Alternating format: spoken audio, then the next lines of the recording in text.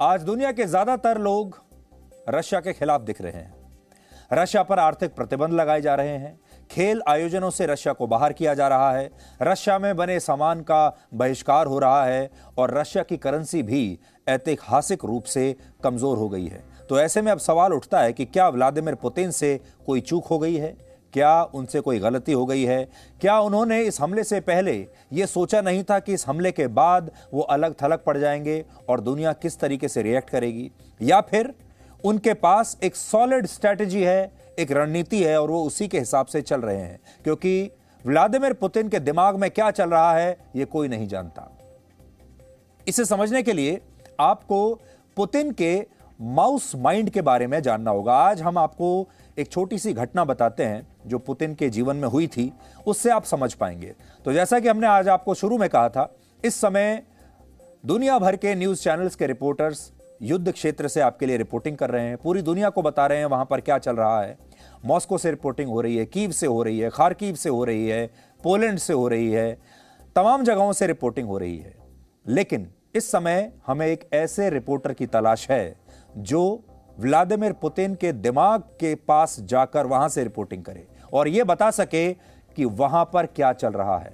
क्योंकि Vladimir Putin का जो दिमाग है वो अभी किसी की समझ में नहीं आ रहा है। एक तरफ व्लादिमीर पुतिन है जो अपनी एक रणनीति के तहत चल रहे हैं और दूसरी तरफ दुनिया के बड़े बड़े तमाम नेता एक तरफ हैं। और ये तमाम जो बड़े बड़े नेता हैं दुनिया के, वो अभी तक पुतिन के दिमाग को डिकोड नहीं कर पाए हैं। तो आज से हम ये कोशिश शुरू करते हैं कि हम आपको पुतिन के बारे में रिसर्च करके बताएंगे कि उनके दिमाग में क्या चल रहा है, उनकी किस तरह की रणनीति हो सकती है, उनकी जो शख्सियत है वो किस तरह की है और वो क्या सोचते हैं एक नेता के तौर पर, जिससे आप समझ पाएंगे कि पुतिन जो कुछ कर रहे हैं वो क्यों कर रहे हैं। तो पहला किस्सा सुनिए पुतिन के बारे में। 1990 के दशक में व्लादिमीर पुतिन ने अपने कुछ इंटरव्यूज में एक कहानी का जिक्र किया था जिसे बाद में उनकी आत्मकथा के रूप में भी प्रकाशित किया गया। और तब इस कहानी के बारे में बताते हुए उन्होंने कहा था कि जब वो सेंट पीटर्सबर्ग में रहा करते थे तब एक बार उनके कमरे में एक बड़ा सा चूहा घुस आया। पुतिन ने उस चूहे को किसी तरह एक कोने में सीमित कर दिया, यानी उसे एक कोने में उसको लाकर रख दिया, या ये कह लीजिए कि उसे कॉर्नर कर दिया। अंग्रेजी में इसे कॉर्नर करना कहते हैं, यानी अलग थलग कर दिया एक कोने में। लेकिन जब यह चूहा कोने में खुद को कैद और असुरक्षित महसूस करने लगा तो उसने अचानक से उछलकर पुतिन पर हमला कर दिया और इसके बाद पुतिन किसी तरह से उस कमरे से बाहर निकल आए और उन्होंने कमरे का दरवाजा बंद कर दिया। पुतिन इस कहानी के बारे में बताते हुए आगे कहते हैं कि उस दिन उन्होंने इस चूहे से बहुत कुछ सीखा। देखिए, रशिया का राष्ट्रपति कह रहा है कि उसने एक चूहे से कुछ सीखा और उन्होंने उस चूहे से यह सीखा कि जब किसी को अलग थलग किया जाता है, यानी उसे कॉर्नर कर दिया जाता है, तब वो व्यक्ति पहले से कहीं ज्यादा आक्रामक और खतरनाक हो जाता है, क्योंकि उस समय वो सिर्फ अपनी सुरक्षा के बारे में सोच रहा होता है, फिर वो दुनिया के बारे में नहीं सोचता। और इस समय भी दुनिया पुतिन के साथ वही कर रही है, यानी रशिया पर कड़े आर्थिक प्रतिबंध लगाकर पुतिन को कॉर्नर किया जा रहा है, अलग थलग किया जा रहा है और इससे पुतिन शायद और ज्यादा खतरनाक और आक्रामक होते जा रहे हैं। यानी दुनिया उन्हें जितना कोने में धकेलेगी, जितना अलग थलग करेगी, जितना आइसोलेट करेगी, जितना ज्यादा उनका बहिष्कार करेगी, वो उतनी ही तेजी से और ज्यादा आक्रमण करेंगे और ज्यादा खतरनाक होते चले जाएंगे। इसलिए आज अमेरिका और पश्चिमी देशों को यह सोचना चाहिए कि क्या वो पुतिन को रोकने के लिए उनकी कुछ शर्तें मान सकते हैं या फिर वो इस बात के लिए तैयार हैं कि पुतिन आगे चलकर उन्हें अपना और भी ज्यादा खतरनाक रूप दिखाएं। और ये काम पुतिन ने शुरू कर दिया है, क्योंकि पुतिन धीरे धीरे अब इस युद्ध को और ज्यादा खतरनाक रूप देते जा रहे हैं। पहले लोगों ने सोचा था कि पुतिन एक छोटा सा युद्ध करेंगे, थोड़ा सा यूक्रेन को डराएंगे और फिर युद्ध समाप्त हो जाएगा। लेकिन अगर आप देखिए 7 दिन हो चुके हैं और हर दिन ये युद्ध बढ़ता ही जा रहा है, हर दिन ये और ज्यादा खतरनाक हुआ है। और अब तो पुतिन ये कहने लगे हैं कि वो न्यूक्लियर हथियारों के इस्तेमाल के लिए भी तैयार हैं। ये वैसे ही कर रहे हैं जैसा उस चूहे ने एक जमाने में पुतिन के साथ किया था। और हम ऐसा इसलिए भी कह रहे हैं क्योंकि जिस तरह से आज पुतिन को कॉर्नर किया जा रहा है, ठीक उसी तरह दूसरे विश्व युद्ध से पहले जर्मनी को भी अलग थलग करने की कोशिश की गई थी। तब पहले विश्व युद्ध की हार के बाद जर्मनी को युद्ध के हर जाने के तौर पर फ्रांस, ब्रिटेन और अमेरिका जैसे देशों को बहुत बड़ी रकम देनी होती थी और इससे जर्मनी की अर्थव्यवस्था को बहुत भारी नुकसान हो रहा था। इस आर्थिक बोझ से जर्मनी को इतना ज्यादा कोने में धकेल दिया गया कि वहां पहले अडोल्फ हिटलर का उदय हुआ और हिटलर ने दूसरे विश्व युद्ध की जमीन तैयार कर दी और आज भी ऐसा लगता है कि वैसा ही हो रहा है। इसलिए अक्सर हम ये बात करते हैं कि हमें हमेशा इतिहास को जरूर पढ़ना चाहिए और इतिहास में क्या हुआ था उन घटनाओं से सीखना चाहिए। और कहा भी जाता है कि इतिहास कई बार अपने आप को दोहराता है। रशिया के पूर्व राष्ट्रपति दमित्री मेदवेदेव ने एक बार कहा है कि आज जिस तरह से अमेरिका और पश्चिमी देश रशिया पर आर्थिक प्रतिबंध लगा रहे हैं, ये फैसले रशिया को और आक्रामक बना सकते हैं और दुनिया को एक नए युद्ध की आग में झोंक सकते हैं। इस संकट के बीच यूक्रेन के पूर्व राष्ट्रपति विक्टर यानुकोविच अभी बेलारूस के एक शहर में है, मिन्स्क में, और खबरें यह आ रही हैं कि पुतिन यूक्रेन के मौजूदा राष्ट्रपति जेलेंस्की को हटाकर यानुकोविच को ही यूक्रेन का अगला राष्ट्रपति दोबारा से नियुक्त कर सकते हैं। यानुकोविच 2010 से 2014 तक यूक्रेन के राष्ट्रपति रह चुके हैं और 2014 में वो यूक्रेन को यूरोपीय यूनियन की बजाय रशिया के साथ जोड़ना चाहते थे। यानी आप ये समझ लीजिए कि ये रशिया का समर्थन करने वाले नेता हैं और रशिया ये चाहता है कि अब दोबारा से राष्ट्रपति की कुर्सी पर इन्हें बैठा दिया जाए। और इसके बाद जब वो यूरोपीय यूनियन को छोड़कर रशिया के साथ मिलना चाहते थे तो यूक्रेन में उनके खिलाफ हिंसक विरोध प्रदर्शन शुरू हो गए थे और इतने ज्यादा विरोध प्रदर्शन हुए इस बात को लेकर कि उन्हें भागकर रशिया में शरण लेनी पड़ी थी। और इसके बाद ही 2014 में रशिया ने क्राइमिया पर कब्जा किया था। इससे आप समझ सकते हैं कि पुतिन के दिमाग में इस समय क्या चल रहा है। वो यूक्रेन में एक ऐसे नेता को राष्ट्रपति की कुर्सी पर बैठा सकते हैं जिन्हें वो आसानी से रिमोट कंट्रोल से अपने नियंत्रण में रख पाएं और यूक्रेन में अमेरिका और पश्चिमी देशों की भूमिका को भी वो सीमित कर पाएं। इसलिए अब वो चाहते हैं कि वो अपने किसी आदमी को, जेलेंस्की को हटाकर यूक्रेन के राष्ट्रपति पद पर बैठा दें और फिर उसको रिमोट कंट्रोल से चलाते रहें। पुतिन के दिमाग में युद्ध को लेकर क्या रणनीति चल रही है, अब आप ये समझिए। रशिया की सरकारी न्यूज एजेंसी स्पुतनिक को दिए एक इंटरव्यू में रशिया के विदेश मंत्री ने कहा है कि अगर तीसरा विश्व युद्ध हुआ तो इसमें परमाणु हथियारों का इस्तेमाल हो सकता है। अब यह एक बहुत बड़ी धमकी है और तीसरा विश्व युद्ध, बहुत सारे लोग तो कह ही रहे हैं कि यह तीसरा विश्व युद्ध शुरू होने के कगार पर है और ये जो इस समय यूक्रेन में और रशिया के बीच में चल रहा है, इससे तीसरा विश्व युद्ध शुरू हो सकता है। यानी जब इसमें एक से ज्यादा देश कूद पड़ेंगे तो एक तरीके से ये वर्ल्ड वॉर का रूप ले लेगा। और रशिया का विदेश मंत्री क्या कहता है? वो कहता है कि जो तीसरा वर्ल्ड वॉर होगा उसमें न्यूक्लियर हथियारों का इस्तेमाल हो सकता है।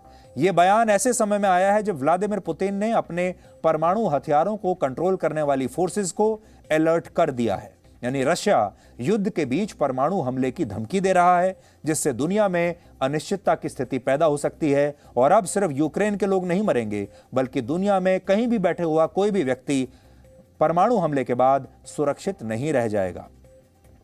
मंगलवार को रशिया की परमाणु पनडुब्बियों ने बेरेंट्स सी में युद्ध अभ्यास किया है जिससे दुनिया की चिंता काफी बढ़ गई है और युद्ध के दौरान किए गए ऐसे किसी भी अभ्यास को एक बड़े खतरे का संकेत माना जाता है।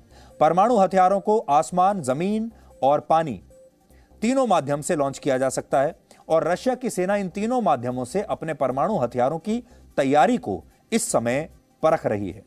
हालांकि बड़ा सवाल यही है कि क्या पुतिन यूक्रेन पर परमाणु हमला करेंगे? ये एक बहुत बड़ा सवाल है, लेकिन वो एक तरीके से बातों ही बातों में ये धमकी जरूर दे रहे हैं।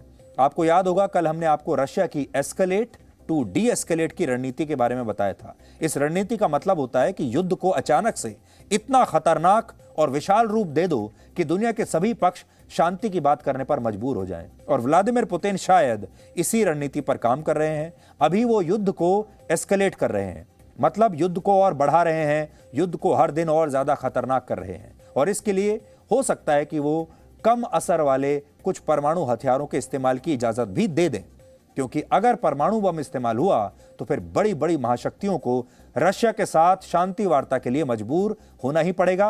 या आप ऐसा समझ लीजिए कि रशिया इस समय एक आत्मघाती व्यक्ति की तरह काम कर रहा है। आत्मघाती जो लोग होता है, जो आत्मघाती दस्ता होता है, वो अपने आप को ही मार लेता है। और आपने देखा होगा जब आत्मघाती जो आतंकवादी भी आते हैं वो सबसे पहले यही कहते हैं, वो अपनी मांगें मनवाने की कोशिश करते हैं और फिर ये चेतावनी देते हैं कि अगर उनकी मांग नहीं मानी गई तो वो अपने आप को उड़ा लेंगे। लेकिन जब वो अपने आप को उड़ाते हैं तो और भी बहुत सारे लोगों की जान जाती है। रशिया भी ठीक वैसा ही कर रहा है। ये ठीक वैसा ही है जैसे किसी झगड़े में कोई व्यक्ति बहुत क्रोधित हो जाए और सभी लोग उसे शांत करने में जुट जाएं, तो रशिया भी ऐसा ही करना चाहता है। वो युद्ध को एस्केलेट कर रहे हैं और जब युद्ध चरम पर होगा तो शायद रशिया डी एस्केलेट की रणनीति पर शिफ्ट हो जाएगा। पूरी दुनिया में केवल 9 देश ऐसे हैं जिनके पास परमाणु हथियार हैं और इन देशों में भी सबसे बड़ी परमाणु शक्ति इस समय रशिया के ही पास है। आप अपने नक्शे पर देख सकते हैं कि इस समय पूरी दुनिया में परमाणु हथियार कहां कहां पर रखे हुए हैं। और आप अब इस नक्शे पर यह समझिए कि परमाणु हथियारों के जरिए इन तमाम देशों ने असल में पूरी दुनिया को कवर कर लिया है। और यह परमाणु हथियार कहीं पर भी अगर फटा, अमेरिका से लेकर उत्तर कोरिया तक, तो इसमें न जाने कितने लाख या करोड़ों बेकसूर लोग मारे जाएंगे। इस युद्ध के बीच यूक्रेन के अलग अलग इलाकों में बिल्डिंग्स पर क्रॉस के निशान बनाए जा रहे हैं और ऐसा कहा जा रहा है कि रशिया की सेना यूक्रेन पर लेजर गाइडेड मिसाइल से अटैक करने वाली है और इसीलिए इन इमारतों को पहले से ही चिन्हित कर लिया गया है। यानी संभव है कि पुतिन इस युद्ध को ज्यादा लंबा ना खींचें और एक बड़ा हमला करके यूक्रेन को तुरंत ही सरेंडर करने के लिए मजबूर कर दें। हालांकि यूक्रेन के रक्षा मंत्रालय ने बयान जारी करके कहा है कि यूक्रेन का एक एक नागरिक आखिरी सांस तक अपनी आजादी के लिए रशिया की सेना से लड़ेगा। इसके अलावा यूक्रेन के रक्षा मंत्रालय का दावा है कि पिछले 7 दिनों में वो रशिया के 200 से ज्यादा टैंक्स को पूरी तरह नष्ट कर चुका है और इस पलटवार में उसके एक भी सैनिक की जान नहीं गई है।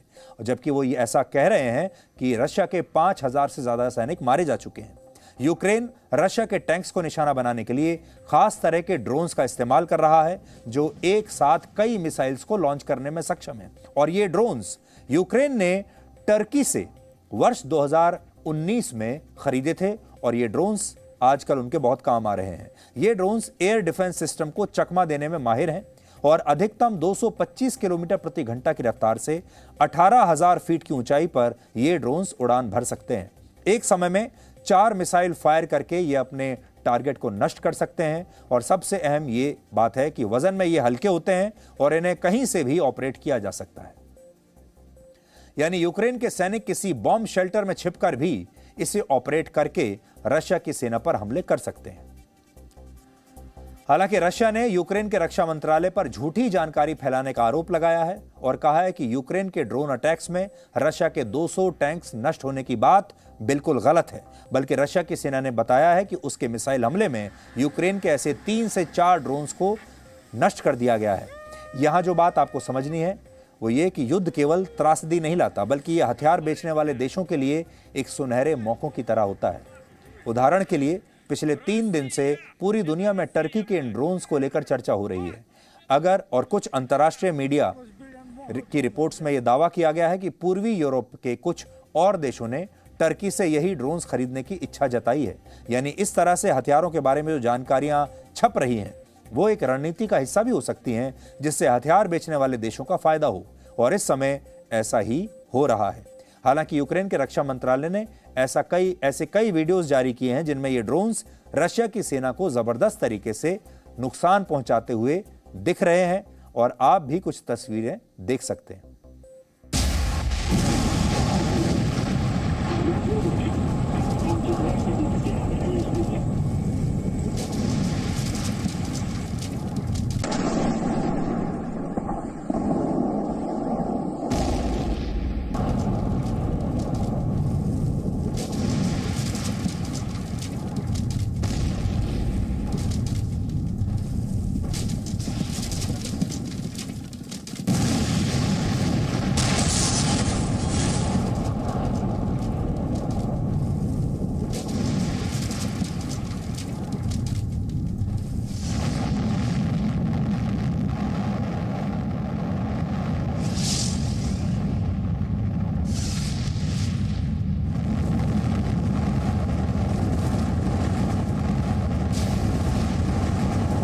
Я в долгу не остался, блядь, ребята, не остался в долгу.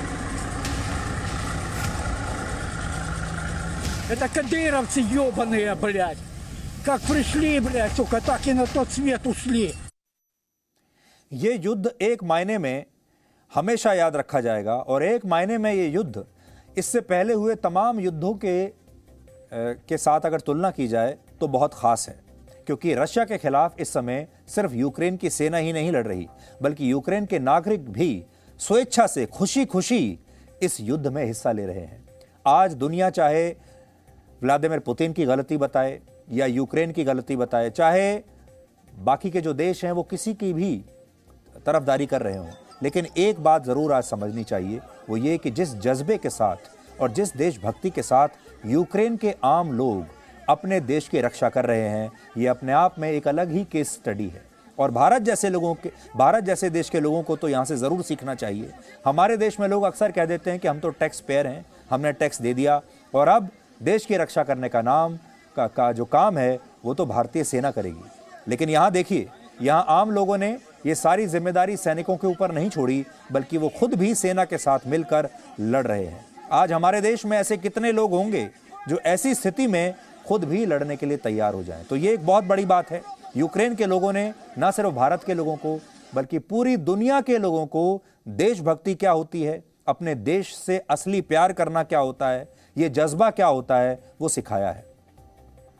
आज उत्तर पूर्वी यूक्रेन के कपियांस्क इलाके में यूक्रेन के निहत्थे नागरिकों ने रशियन सैनिकों की गाड़ी को घेर लिया और ये लोग इस गाड़ी पर चढ़ गए। यूक्रेन के ये नागरिक रशिया के सैनिकों से कह रहे थे कि वो मरने के लिए भी तैयार हैं, इसलिए रशिया के सैनिक या तो उन्हें जान से मार दें या फिर उनका देश छोड़कर चले जाएं। सोचिए, ये लोग अपने देश की रक्षा के लिए अपनी जान तक देने के लिए तैयार हैं और सैनिकों से, जो कि हथियारबंद सैनिक हैं, जिनके पास गाड़ियां हैं, उनसे ये निहत्थे नागरिक डर नहीं रहे हैं, बल्कि उनके पीछे भागकर उन्होंने इन सैनिकों को वहां से भगा दिया।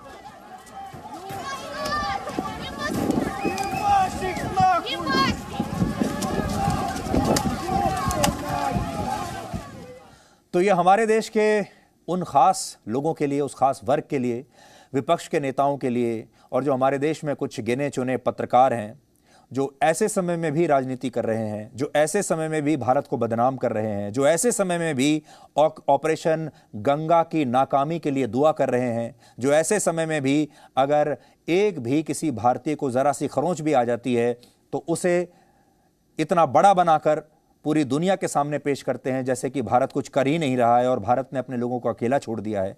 ऐसे लोगों को इन तस्वीरों से सीख लेनी चाहिए। पूर्वी यूक्रेन के एक और शहर मैरियोपोल में भी यूक्रेन के नागरिकों ने रशिया की सेना के 5 किलोमीटर लंबे एक काफिले को रोक दिया। रशिया के सैनिकों ने इन लोगों को डराने के लिए पहले हवा में फायरिंग की, लेकिन यूक्रेन के आम लोग टैंक्स के सामने चट्टान की तरह डटे रहे और हिले नहीं। ये भी आप देखिए।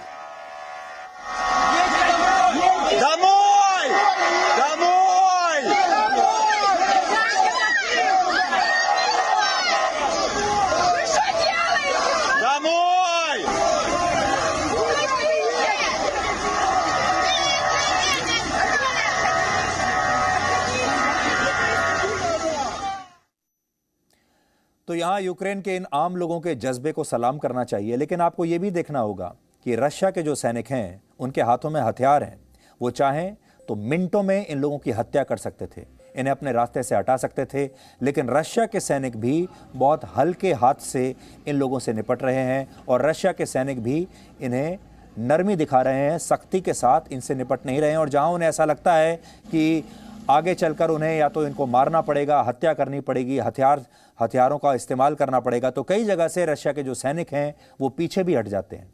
यूक्रेन में बियर बनाने वाली कई फैक्ट्रियों में अब पेट्रोल बम बनाए जा रहे हैं और इस तरह के बॉम्ब्स को मोलोटोव कॉकटेल पेट्रोल बम कहते हैं और इनका पहली बार इस्तेमाल दूसरे विश्व युद्ध के समय सोवियत रूस की सेना ने फिनलैंड के खिलाफ किया था। यूक्रेन के रक्षा मंत्रालय ने अपने नागरिकों से रशियन टैंक्स पर इन्हीं बॉम्ब से हमला करने के लिए कहा है। यानी इस युद्ध में यूक्रेन की सेना और उसके नागरिक मिलजुल कर रशिया से लड़ाई कर रहे हैं और ये ऐसे बॉम्ब हैं जिन्हें घर पर बनाया जा सकता है। बॉटल्स में, ये बॉटल्स के जरिए बॉम्ब बनाए जाते हैं और यूक्रेन के आम नागरिक अब इन बॉम्ब्स को खुद तैयार कर रहे हैं और रशिया के सैनिकों पर फेंक रहे हैं।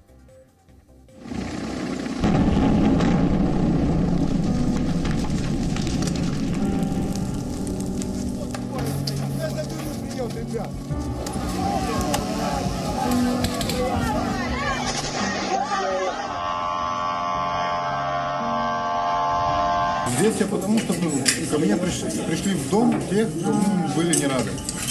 И я считаю, что это должен сделать каждый, кто может оказать сопротивление. Потому что это наш дом, и мы должны его защищать.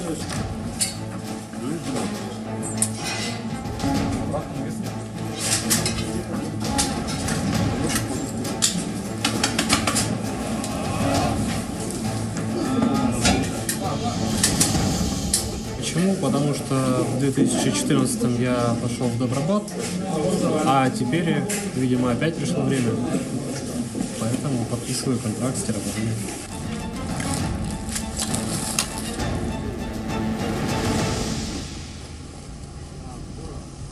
Presenting B News app, available on Google Play and App Store. Download it now.